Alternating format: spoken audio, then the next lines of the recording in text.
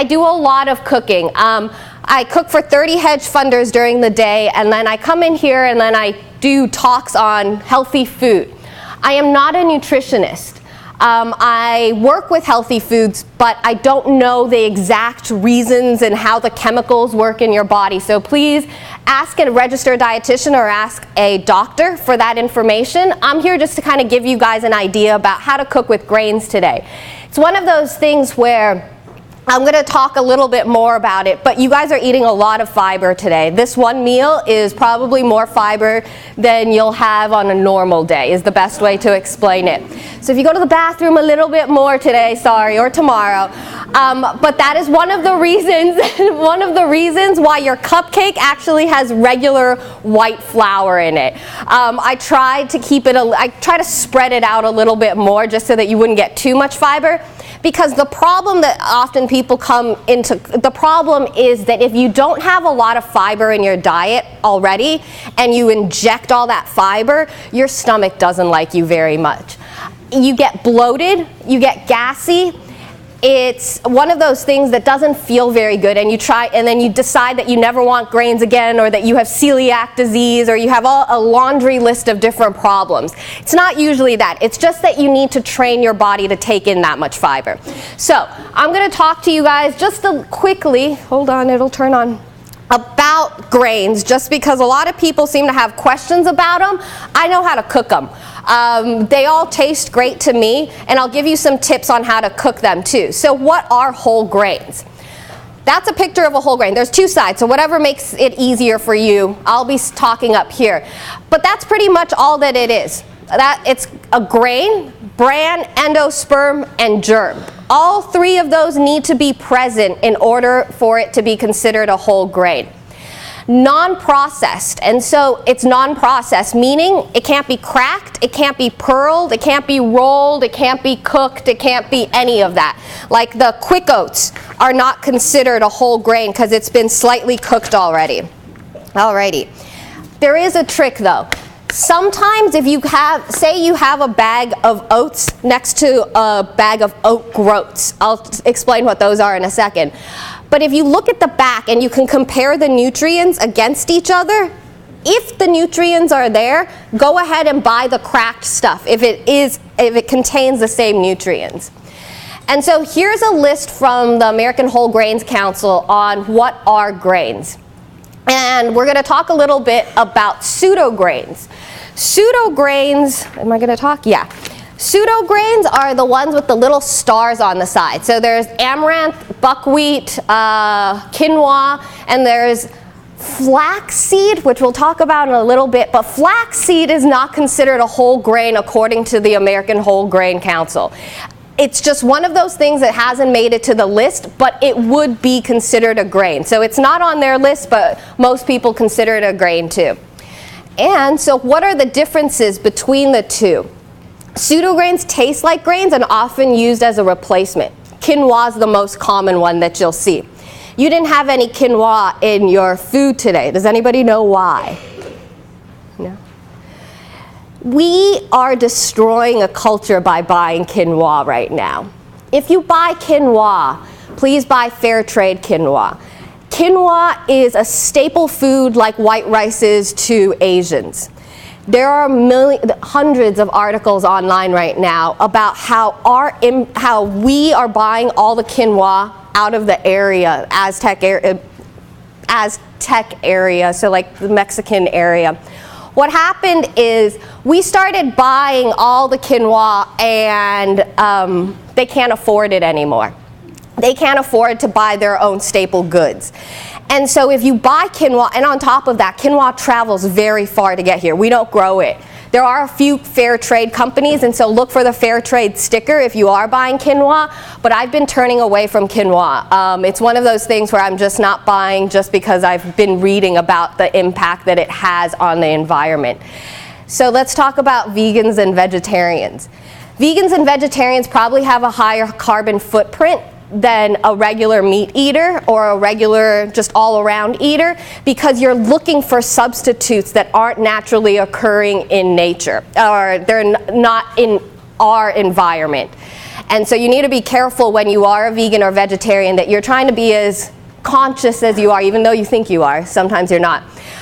They're not in the same family, the pseudo grains and cereal grains. The cereal grains, which would be things like your wheat, are monocots, and then pseudo grains are dicots. Then they're broadleaf plants. So here's a picture of it. Quinoa is on the very left. If you look at the leaf, it's very broad. It almost shades things. Whereas the wheat plant, it grows straight up. It's like a little skinny, skinny leaf. And then the one on the very far right is the amaranth plant. And it's the same. It's a broad leaf that it grows off of. And the quinoa is growing on the top parts of it or that top middle part of the amaranth plant. So you can't see this clearly, but I can send this to you if you want. The Whole Grain Council is a great website to use for things like this, but the one thing I want you to notice is, for example, white rice and brown rice. The amount of fiber is almost double in white rice and long grain brown rice. The difference is that the bran is where all the fiber is. So as soon as you take that outer layer off, you lose most of your fiber. And so that's a little bit of what there is in regards to grains. Okay, and then here's a little bit more information about all the different types of vitamins that you can get out of them. There's a lot. Protein, if you look actually, the top, most of them contain some type of protein in them, but they really are a well-rounded source for you. So let's talk about wheat flour, since that's the most common whole grain that you're going to get into. There is a great grain that you can find called white whole wheat flour. Most white flours that we buy right now are all-purpose, and they're usually bleached. They have an 8 to 11% protein, so that's the gluten, so how chewy you want something. So if you want something really, really chewy, you go for higher gluten. If you want something like crumbly and falling apart, you want lower gluten or protein. Protein is gluten in the baking world. So this white whole wheat flour, we're trying to grow it in the United States right now. It's not easy to grow. Our temperatures aren't exactly right, but it is something that we're attempting to do. It looks exactly like flour and tastes like flour, like regular white flour too, but the difference is one has bleach in it and the other doesn't. So if you are going to buy just regular white all-purpose flour, look for the unbleached ones in the stores. And wheat. Do you guys know what flour actually is when you look at a kernel? Okay, so we had that picture of the kernel of grain. Wheat has the wheat germ taken out and the bran taken out, so that all that's left is the starch of the grain. And so that's all you're getting out when you actually buy just all-purpose white flour. It's just the starch. So you don't really need all of that if you can find substitutes. So whole wheat flour is 8 to 15%, depending on the brand. If you buy a better brand like Bob's or King Arthur, it tends to be higher. So it depends on what type you want to use. White and whole wheat bread flour, best to make bread, 12 to 14% protein or gluten in that. Pastry flour, whole wheat pastry flour you use to make cookies, crusts, and things that crumble. So you can start substituting your white stuff for your whole wheat stuff if you know what it is that you're going to be making. And then cake flours. Cake flour is high cornstarch. You can make your own, and self-rising flour you can also make your own. It just has baking powder and salt added to it. Okay. Things that you guys are going to see when you shop for whole grains. Pelted or pearled. The outer layer has been removed, cracked. The kernels have been crushed. And I've got samples of all of these. Groats. Groats is tricky. When you refer to it, a buckwheat groat, it means the whole thing. But groats, when you're referring to all other grains, means minimally processed. And what that means is the husk, which wasn't in the picture, but there's a husk on the outside of the bran. That's been removed. So it's minimally processed. It fits into that category of minimally processed because something was done to it. It's no longer the shape that it was because it's supposed to have the husk on the outside. And refined germ and bran have been removed, so like an all-purpose flour. So when you shop, look for these two stickers. Whole Grain Council, but it helps if you're shopping fast and you need it. Basic stamp and the 100% stamp. Look for the 100% stamp. They're hard to find, but if you can find them, you definitely will be getting a lot more into your diet than if you just found the regular one. Alrighty. And so here's a chart on how to cook grains and what they result, what they yield. So for example, amaranth, ratio of liquid to amaranth is 1:1, and it only produces about 1¼ cups to 1½ cups. It doesn't double up in size like your other items do. So for like rice, you could almost go twice or 3 times as much, 4 times as much too. So there's a breakdown of everything on how to cook and how long and how much it yields, and I'll talk more, don't worry, about those things. Do I have anybody with gluten intolerances here? Alrighty, okay. So this is the chart. They're really, gluten-free grains are considered gluten-free grains. But the thing is that most companies that produce grains also produce wheat grains, like flour and stuff. The biggest culprit is oats. Oats are usually found in companies that make other things that might get contaminated with flours or wheat products. So you need to be careful. You need to make sure that on the label it says gluten-free if you really are that sensitive to it. But the substitutes are there. Oats are a great substitute if you can find a source that doesn't have any of the wheat on it. Other wheat products, there's just 3 that I wanted to talk. Wheat bran, best thing you can buy. Oat bran, wheat bran, any kind of bran, go ahead and buy it. Wheat germ, same idea, and wheat germ oil, it's healthy for you, but it doesn't taste very good, and it's not easy to find too, but those are things that you can definitely use. Reading labels. You guys are gonna get tricked out there. It's like the whole organic deal, the whole organic versus natural versus fresh. Chicken. Fresh is, look up chicken and fresh. There's a definition that the FDA put out for fresh for chicken that is not what most people think.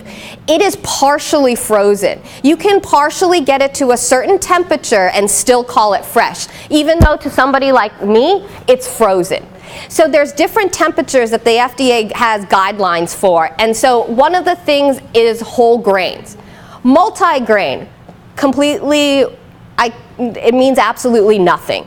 It could have 1% of a whole grain and you could call it a multigrain because it's got 3 grains in it. But all 3 of them could be refined, 2 of them could be refined.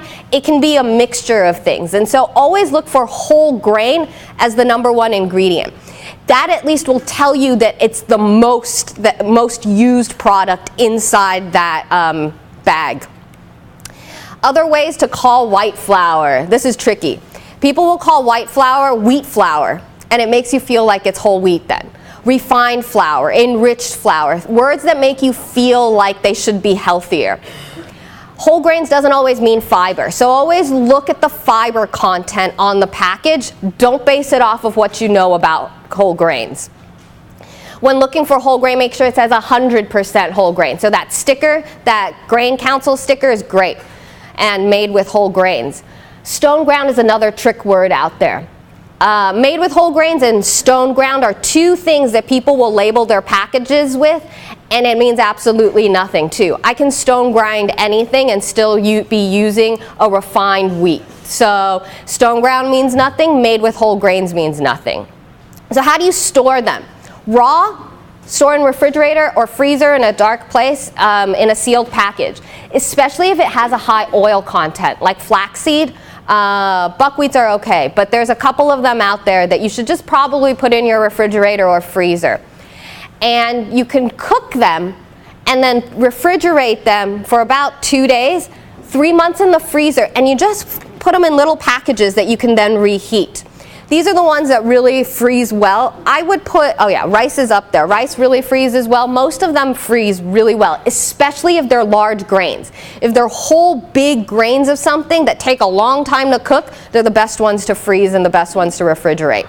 So reheating them, you just microwave with a little bit of water, or you can do it on the stove top. A seasoned cast iron skillet is actually a really good idea because what it does is it starts toasting the grains for you too while you're doing it, and the pan gets so hot that it's nice and crispy in there too. Or just serve it cold as a salad. It's always good that way. So let's get to let's get to cooking. Any questions about that? No? Okay. I talked really fast because this is the part that you guys would be more interested in. We're stapling the packets together for you right now, and so before you leave, make sure you grab one from us. Just a quick question. Yeah. Trader Joe's has frozen brown rice. It's like Yes. brown rice. Yes. Still healthy? I would say so. I'd look at the packaging too. Brown rice though, and I'm assuming with all whole grains right now, the big issue is what it is, the pesticides that we're spraying on them. The reason why we removed brands and wheat germs was because that's where all the poison would be. That's where the pesticide would stick onto. That's all where everything goes. The germ is where it's like the heart and soul of the actual grain. So what happens when, the reason why we take those things off was because it made a cleaner product then. It was healthier to eat in the sense that it didn't have those pesticides. And so the big debate right now is about brown rice and the cyanide. There's a few things with brown rice and the outer bran just retaining so much of the stuff that we spray on it that it's not as healthy for you. So buy organic if you are going to buy brown rice, I would say, but it does get pretty pricey too. Hold on. I'm trying to turn on the camera. Sorry. Camera remote.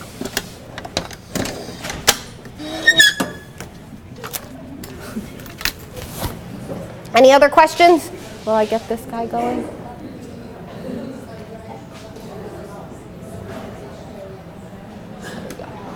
Alrighty.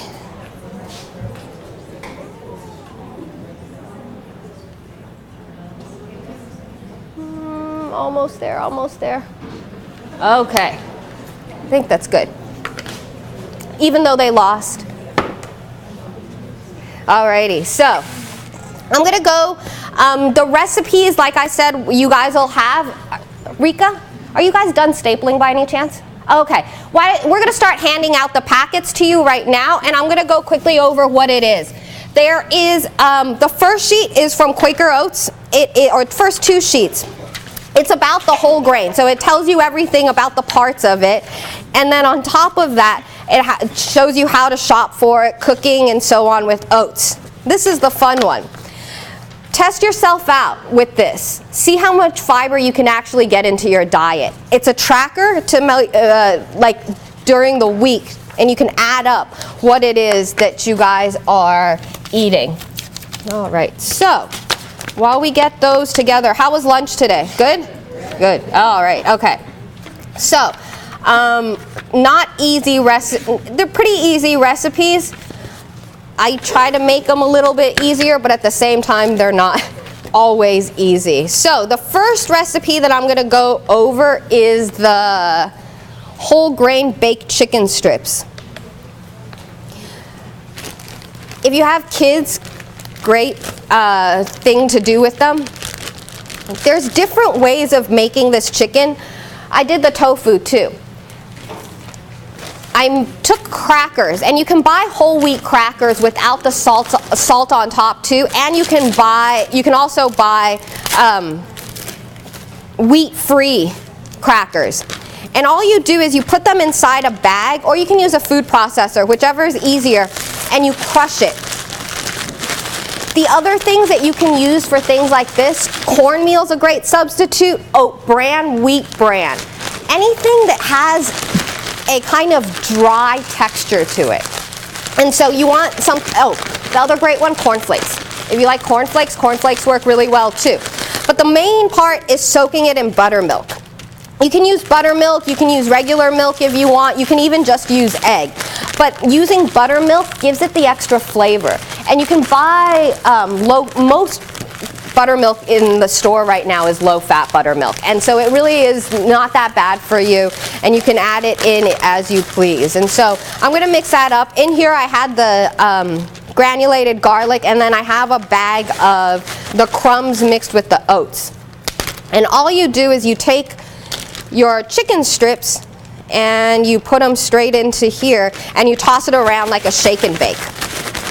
The important part is baking it and also allowing it to kind of sit on there. So There's a couple ways that you can bake it. This is the best way. If you have enough racks, I obviously don't have enough racks to make all your chicken for you, but if you have racks, bake with a rack. This is considered oven frying because the air can go underneath and it can go above it, making it crispy on both sides for you without you having to flip it.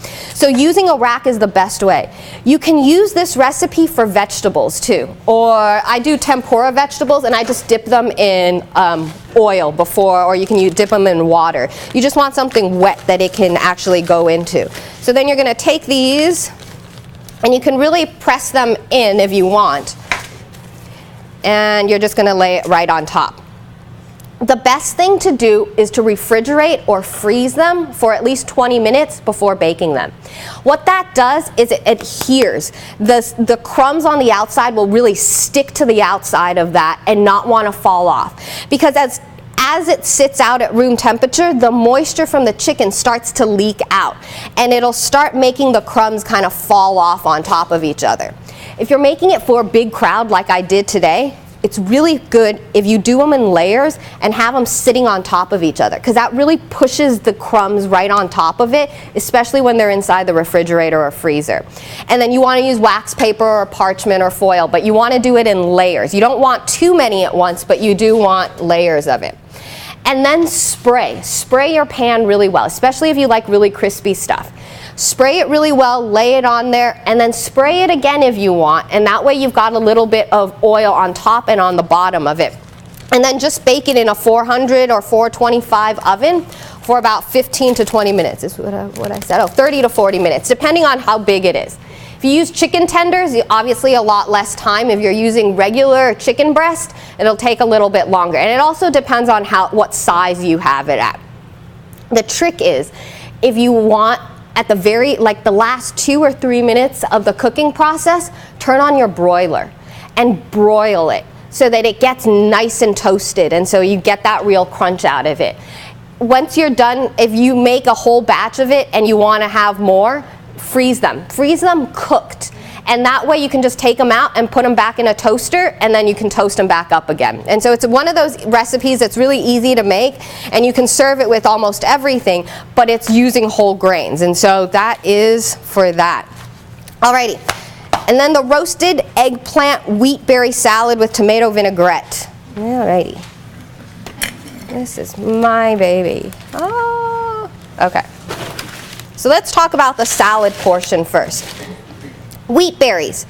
Wheat berries, you tasted them. They're crunchy. They're not soft. They're not easy to digest then, obviously, because you chew on them that much.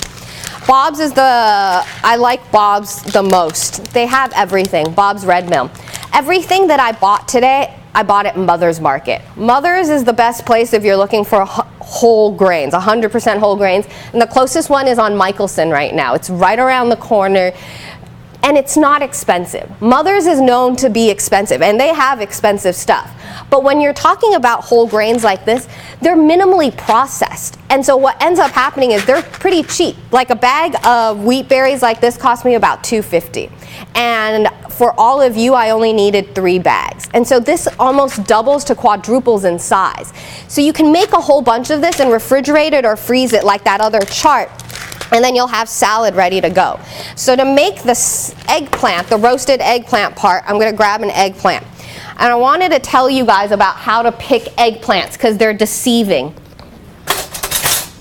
You can't really, it's not something that you can really look at and, well, you can look at it, but I'm going to teach you how. Most people just kind of toss it around, no bruises, you're fine.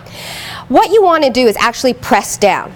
You want it to bounce back up at you. You don't want to be able to see your imprint on it. You want it to bounce back and kind of refirm back up. Most eggplants in stores are pretty old. That's why I tell you that. Not a lot of people buy eggplant. And so they order a lot. I don't know why, but it's just one of those things that ends up sitting around for a while because it still looks nice and pretty even if it's not. So go around and feel it. And it should be heavier than it looks. So if it's at the store and you look at it and you say, oh, it should look about a pound or so, and you pick it up and it's about 1.5 pounds, that's what you're looking for. You want something heavier than it actually looks like. And so to take it off, oh, the other thing about the bottom, I used to tell people this and I got in trouble. I didn't get in trouble, but one of the things was people were saying that if it's more rounded on the bottom, it has less seeds because it's a female. Well, there's no such, it's a male, so it has less seeds. There's no such thing as male or female eggplants. It's a complete lie.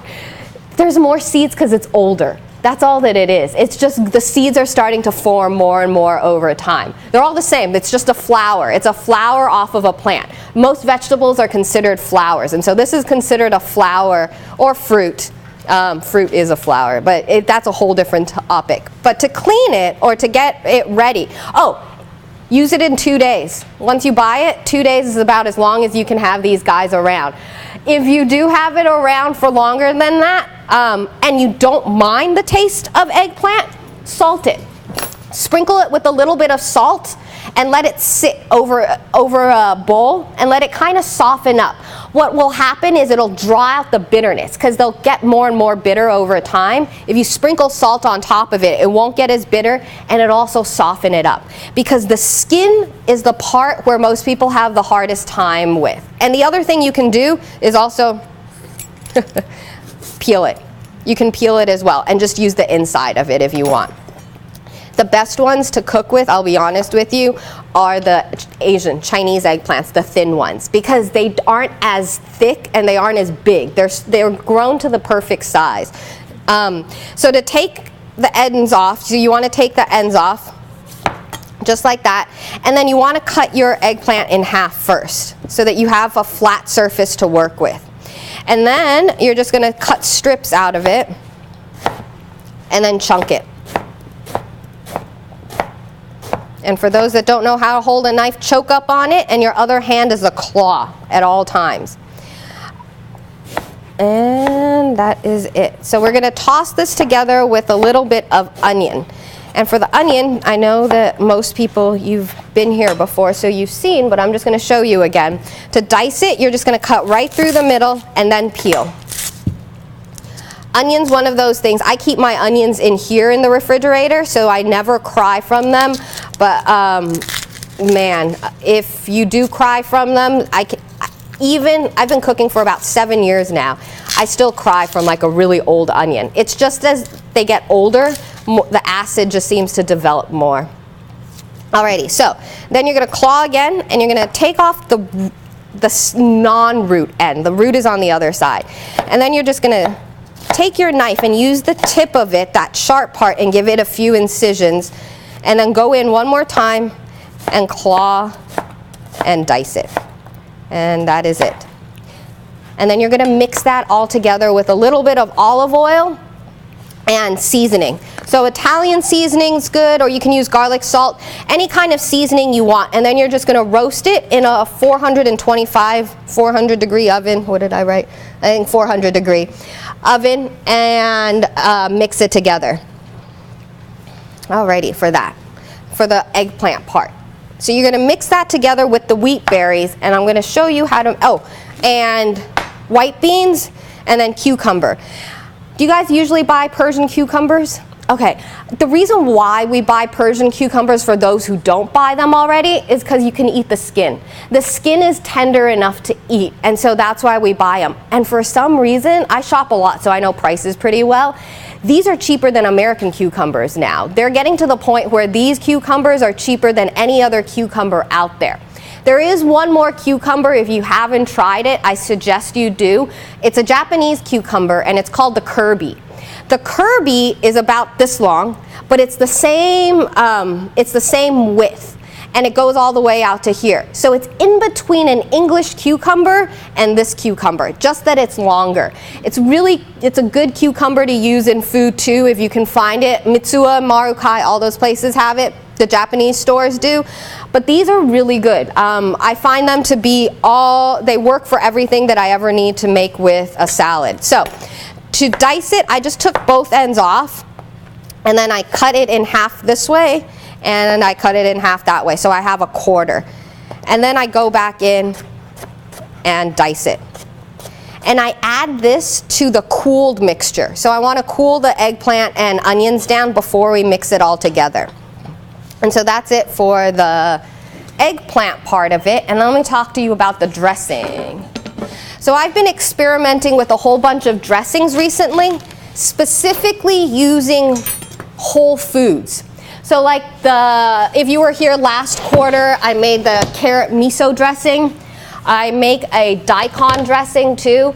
And the goal of it is to take the liquid of whatever product you're using. So for example, we're using tomatoes today. Take that thing and use that as part of the vinegar and mixture of it. You're gonna have to peel your tomatoes for this recipe though. And I wanted to show you the different ways. I used to work at Sur La Table in Newport Beach, so I know. If you find a peeler that has little teeth on it, have you ever seen those before? That's to peel tomatoes. Nobody ever knows what those are, but they're to peel tomatoes. And so you can peel a tomato as long as your peeler has little serrated edges on it. If not, and you were in culinary school like I did, we had to do it the old-fashioned way. It's the way that Italians make tomato sauce, because they want their seeds out and they want their skins out.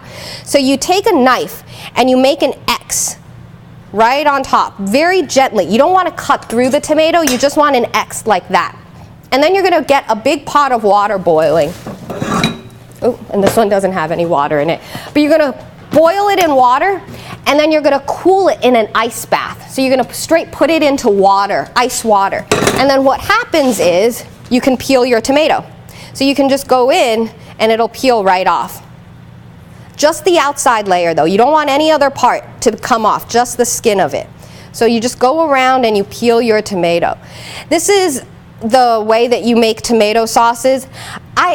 To be very honest with you, not necessary. I just wanted to show you. If you want, just stick the whole tomato. It's not going to hurt you to eat a little skin off of a tomato. You might have little chunks in it, more chunks than you normally would, but you don't have to do this if you don't want to. So once I get that peeled pretty well, I'm going to take my knife and I'm going to cut it. So this is where it grew. So here's the vine. I'm going to cut it in half this way. And that exposes all the seeds. If I had cut it this way, this is what happens. I have a whole pocket of seeds back here that I never got to. So by cutting it this way, you expose everything. And then you just take your finger and you go inside and you dig everything out. So I took that out. I'm going to take the tops off too. And then you can use a food processor. I find it easier to use a blender, but if you want, you can use a food processor. And that's going to go into, I'm going to take out the seeds. And then I used red wine vinegar, but you can use white wine vinegar. Balsamic is a little overpowering, but feel free to use that too. But I'm going to add a little bit of vinegar and then a little bit of oil too. Okay, I use grapeseed oil more than I use olive oil. Because first of all, it's cheaper. It has a higher smoke point, and it doesn't have as much of a flavor as olive oil does. So feel free to use that if you want. And then you're going to add garlic. And for those who haven't seen my garlic trick, yeah, if you need to go, I don't mind at all. Yeah. Stick it in the middle of a towel and whack at it. Whoops. I only need 2 cloves of garlic for this one, so I'm not going to pulverize it too much. But it begins to peel it for you, so all you have to do is go inside and find 2 lonely garlic cloves and put it inside. And that's going to get all mixed together. And then honey too. I'm not going to pour the honey in there because I have a big jug of honey. I like adding honey more than I like adding sugar. But if I had agave, I'd go for the agave. So go for the agave before you go for the honey. The main reason being that I get a lot of vegans, and I keep forgetting, but honey is not considered a vegan food. It's from an actual animal, and so I often have vegans that can't eat what I make because I put honey in it. So use agave if you're not sure. And then all you're going to do is you're going to mix that up and pulverize it, and I will do that in a little bit. But it just blends all together, and then you've got your vinaigrette. And so you can serve that with basil. And to clean your basil, or to take care of your basil, you just grab a few of them together, roll it together, and give it a dice. And then you combine that all into your salad, and then you toss it all together. And then you've got your eggplant salad. So this is what I made to take pictures of, but that's it. So then you've got your eggplant, you've got white beans, you've got your dressing, and then you've got the wheat berries. The tomato dressing is just really pretty on this, just because it brings out that brightness for you, because it's a dull kind of looking salad after a while, but with the dressing on top of it, it really just pops out then. Alrighty. Next one is the sun-dried tomato buckwheat cake. This took a lot of playing around with, I'll be very honest with you. Not easy, but I wanted to tell you that you guys can go ahead and take this recipe and make everything on your own now. Because this is, okay, so buckwheat. Buckwheat comes whole like this, and I'll leave these out here for those that can stay. But they're really big grains. They cook to mush in about 10 minutes. And so you never want to walk away when you're cooking buckwheat. You really want to make sure that it's something that's not become too mushy but begins to get there. And so I'll leave this here, but it cooks pretty fast, and you just taste it a little bit and see how soft it is and if it's something that you like. Amaranth, not easy to cook. This is the other brand too, Arrowhead Mills. Arrowhead Mills also has a lot of good stuff. This is whole grain amaranth. You cook it with water and it turns into this nasty, nasty kind of like pasty looking thing. The water doesn't all disappear. So you combine these two together, and I'm going to do that right now. And then you're going to add feta or any cheese that you want, really. If you want Parmesan cheese, you can add Parmesan cheese. If you want pretty much any cheese you want. And you're going to crumble that right inside your mixture with the feta. And then you're going to add sun-dried tomatoes. If I can open them.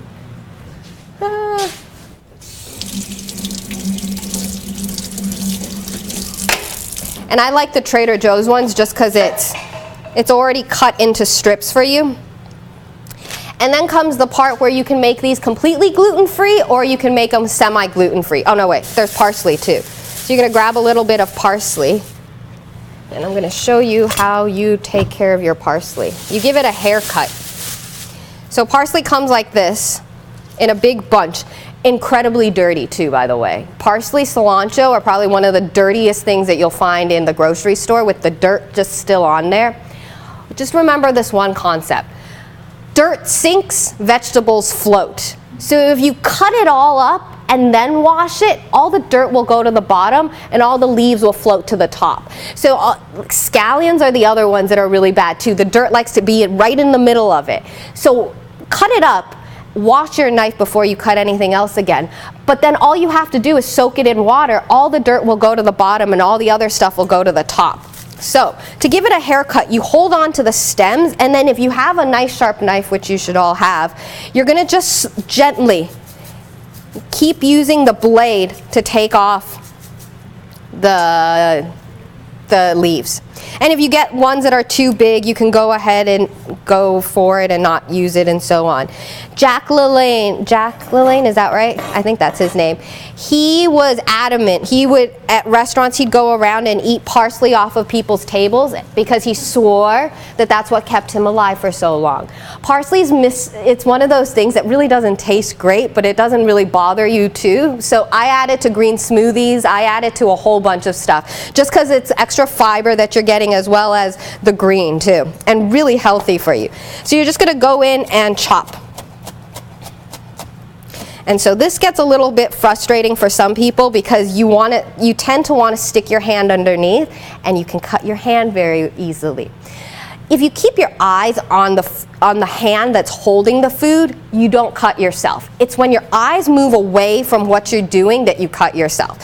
So if you can pay attention and you know how fast you're going, go for it. You don't have to have the claw. But what I like to say is, if your eyes aren't on there, then you probably don't. You want to keep this hand tied behind your back and just go in like this. Or you can use a food processor. So you're going to mix that in too. And then I used rice flour. You can use any flour that you want, spelt flour, whole grain flour, any flour that you want. And you're just going to go inside and mix it all up. Remember, the amaranth is really sticky, so it's good because it'll help bind everything together for you. And the cheese too. The cheese will also help. And so then you're just going to form cakes out of this. And then you can refrigerate them until you're ready to cook them, or you can just go straight onto the stove and pan fry them. And so they're just little cakes like that, and that is it. And then go for it and cook. Like I said, you can use any grain for this. You can use amaranth, you can use barley, you can use wheat berries, you can use anything. You just need something to bind it together. So, for example, another binder, whole wheat breadcrumbs.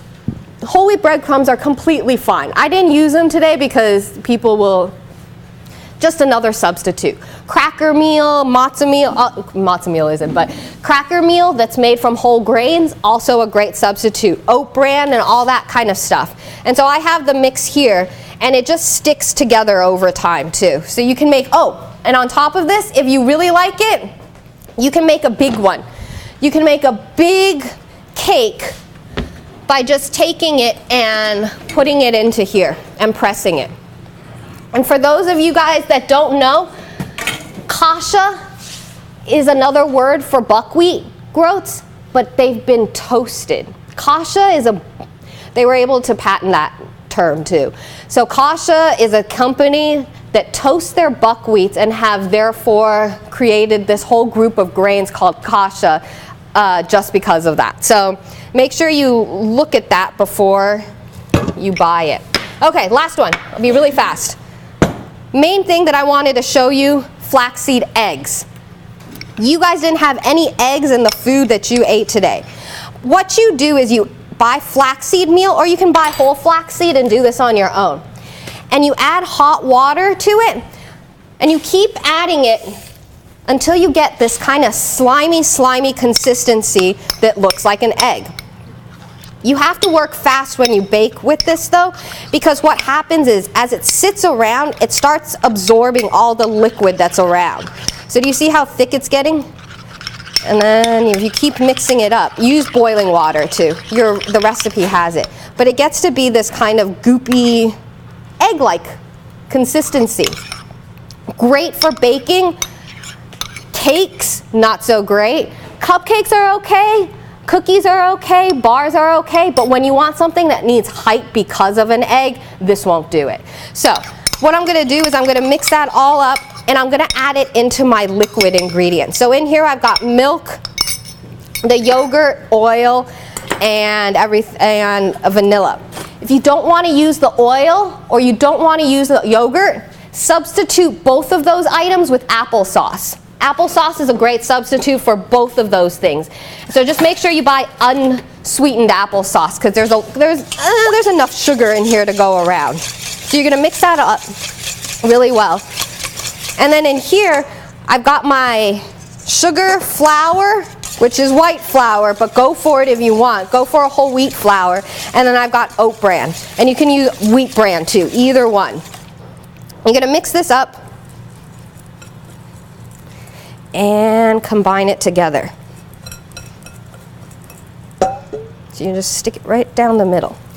And I'm going to let this sit, and what you'll notice is that you might need to add more liquid depending on your flaxseed egg. Because as this sits, like I said, the flaxseed will start absorbing all the liquid that you have in there. So you might need to add a little bit more. And if you do need to add a little bit more, add more milk out of anything, or buttermilk. You can use buttermilk too, or you can use soy milk. But that looks like a pretty good batter already. And you're just going to use that and fill it in. The most important part is the berry part of it. And for the berries, I always tell people to do this because it's something that helps keep the berries tasting better. If you've ever noticed, I'm just going to use strawberries. If you've ever noticed, berries inside of muffins tend to pop and they bleed and then they get nasty and everything. The easiest way to take care of that is with flour. Oh, I do have my berries in here. So before you even think about adding any of the berries inside, take your frozen, even the frozen ones do this with. Take your berries, sprinkle a little bit of flour or whatever flour you're using, and it coats each one then. And by coating each one, it bakes the outside of it so that it keeps whole then. So I'm just going to take that and I'm going to, oops, I dumped the flour in. Don't dump the flour in, just add the berries. Make sure you just add the berries. And then you're going to mix together. And to make sure you don't break them, fold. So go in and fold. I just had a macaron class the other day, so I'm in folding mood. Just keep folding it in. And you would add more berries than I added. And you can add any kind of berries that you want. You can even add apples. You just want something that has a little bite to it. You don't want something that's too soft. And then the best way to scoop them out, ice cream scoops. Ice cream scoops make the best one, especially with this batter, because that flaxseed egg is so gooey and gucky that it just doesn't want to come off of a spoon. It doesn't, you can even see it. I'll leave this here so that you guys can look at it. But it's so thick sometimes that it just doesn't want to come out. So using an ice cream scoop really helps out a lot. So any questions about anything? Yes? For frying the cakes and the chicken, do you also use grapeseed oil? Yes. I use grapeseed oil on the stove more than any other oil. I don't use olive oil as much. And for the cakes, you can bake them too. Spray a pan, put them in, flip them in halfway through, about 400 degrees. Yeah?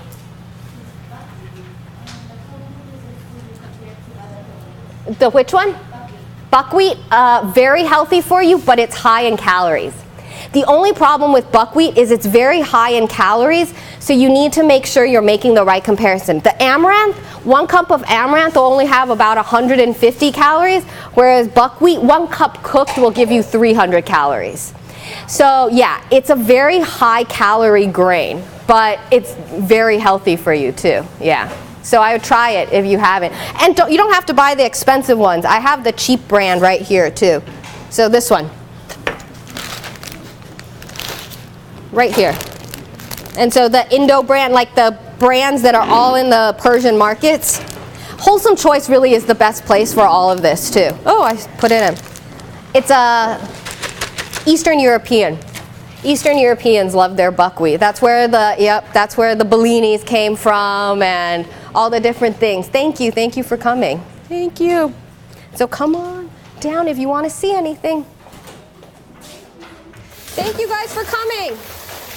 Thank you.